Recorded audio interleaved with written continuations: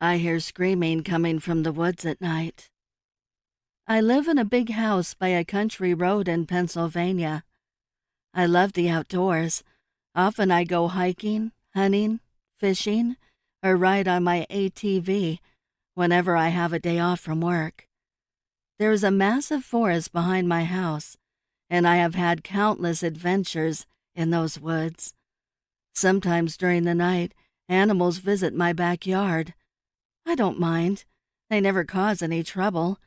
But I have a security camera that monitors that backyard, just in case. Most of the time it's just deer, foxes, and one time a black bear. There are not a lot of houses in my area, so the animals are essentially my neighbors. Last year, I invited my friends and family to my place for a barbecue cookout during the 4th of July. The adults and I were on the deck, telling silly stories of things that happened at work. Their children were either playing in the backyard, shooting Nerf guns at each other, or inside playing games. After the party ended, I cleaned up around the house. Around 10 p.m., I was in the living room watching the news and started to hear loud shrieks coming from the woods.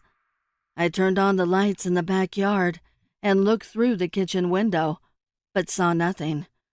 I didn't think much of it and assumed that it was just a cougar. I have seen them a few times throughout the summer while hiking in the forest late at night. I turned the lights off and I went to bed. The next morning I decided to check the security camera to see if any animals came to my backyard, but nothing happened that night. I was off from work that day, so I took my ATV and ventured into the woods. About 10 minutes of driving through the forest, I came across the remains of a buck deer, covered in claw marks, laying in the dirt. His eyes and tongue were ripped out. Upon further examination, there was a massive slit under its belly, and all of its organs were removed. This was rather unusual, and I assumed that the deer was attacked by a bear. I brushed it off and continued to ride my ATV through the forest.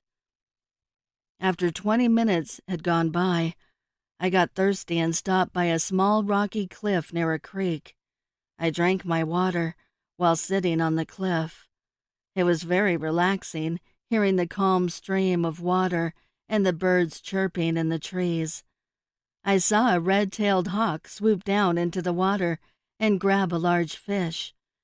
It was an incredible sight. And things like that is why I love going into the woods. Just when I was about to go back to my ATV and drive home, I noticed that a corpse of a young man lying at the bottom of the cliff, and blood was smeared all over the rocks around his body. I walked down a nearby hill to get a closer look, and much like the buck I saw earlier, the corpse was covered in claw marks, and his tongue, eyes, and organs were ripped out. This unsettled me, so I took pictures of the corpse and showed them to the police when I got home. The police recovered the human corpse for further investigation and told me to contact them if I find anything else suspicious in the forest. After they left, I went to a diner for lunch with my best friend George. "Something strange has been going on in the woods," I said. "I came across the husk of a deer and later a young man. Both of them had all their organs, eyes, and tongue extracted by something." George had a curious look on his face. "I recently got a job with the local police, and there have been numerous reports of cattle and even human corpses with the same conditions for the past week," he said. What he told me gave me an uneasy feeling. Some farmers think that it might be aliens abducting people and animals, but that's just ridiculous, George said. He drank his coffee and asked a waitress for a refill. He noticed a nervous look on my face. "What's wrong? You think aliens are doing this?" "Come on," George laughed. "No, not at all. I'm probably still in shock from what I saw in the woods earlier," I said. George nodded his head. "I would be spooked too if I was in your shoes." "Well, at least you didn't go Logan Paul, recording the dead body and making a joke out of it," said George. I chuckled from his comment, and after lunch I headed home. As much as I loved the outdoors, I didn't feel safe going into the woods anymore, so I locked all my doors and windows and played on my PS4 for the rest of the afternoon. When it got dark outside, I started hearing the same screaming that I heard last night. I turned on the lights in the backyard, and for a split second, I saw a pair of big eyes in the woods reflecting the lights before rushing deep into the woods.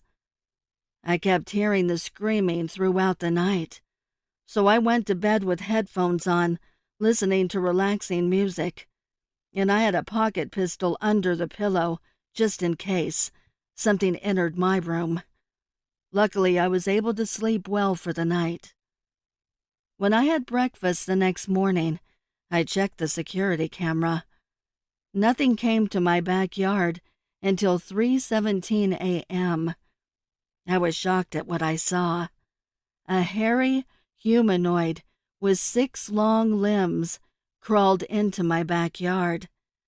It had dark, shaggy hair hanging from them like an orangutan. There was an arm directly on top of each shoulder. It had big, glowing eyes with no pupils, massive claws on each hand, and had its mouth gaping open with long, sharp teeth. It was dragging a massive bear covered in claw marks. The creature then began to eat the bear, but rather than just devouring it, the beast cut open the belly and ate the organs inside. It also ate the eyes and tongue. When the creature finished eating, it came to the back door and scratched it like a dog trying to get inside. It snarled and slowly crawled its way back into the woods, leaving behind the bear's skin and bones.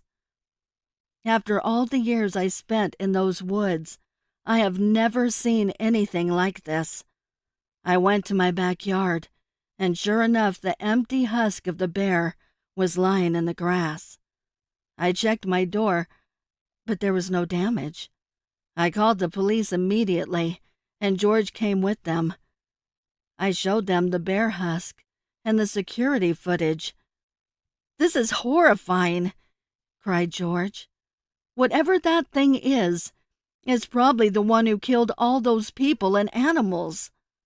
George and the other officer decided to contact the state police. Shortly after, a squadron came and searched the forest. After several hours, they didn't find anything, so they left the area. When I came home from work that night, I began to hear the same screaming sounds coming from the woods. I was outside, and I heard the sound much clearer. It sounded like a dog or a hyena, but much deeper. I could not let this creature harm people and their livestock. I wanted to end this once and for all. I grabbed my hunting shotgun, pocket pistol, cell phone, and a flashlight.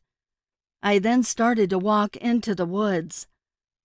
As I journeyed into the forest, the screams echoed all over the place.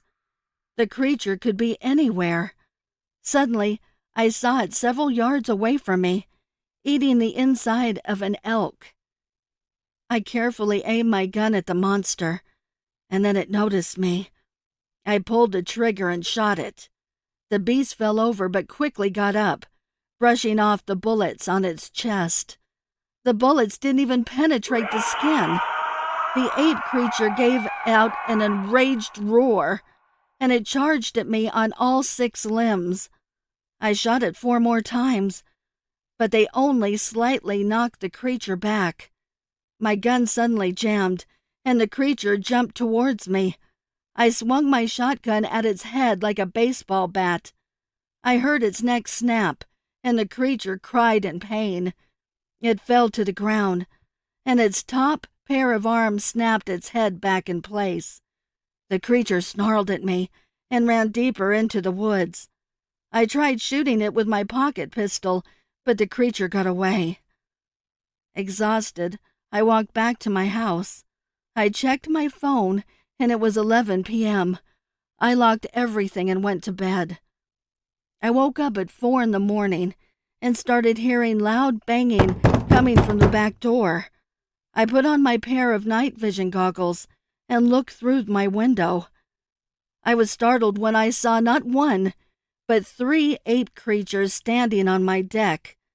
One of them was able to smash the door open, and they crawled into my house one by one. Terrified, I tried calling 911, but my phone died. I could hear the beasts walking through the house. They curiously looked around the house, interacting objects around them. I heard them knocking over my coffee maker and my refrigerator opening. One of them began eating the food inside. I then noticed that one of them was right underneath my chandelier by the front door. I shot the chain holding the chandelier, and it fell on top of the beast. I then ran down the stairs to the front door. The other 2 creatures began to chase me. One of them walked on the broken glass and cried in pain. The other one observed the 2 injured creatures and then climbed on the wall, avoiding the glass as if it were an insect.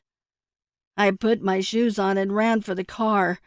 Just when I was about to start the engine, the ape creature slammed into my car, nearly pushing it over. I started the engine and drove away from my house. I headed to a hotel near a highway and asked for a room on the top floor. I spent the rest of the night there sleeping. I called off of work the next morning, telling them I was sick.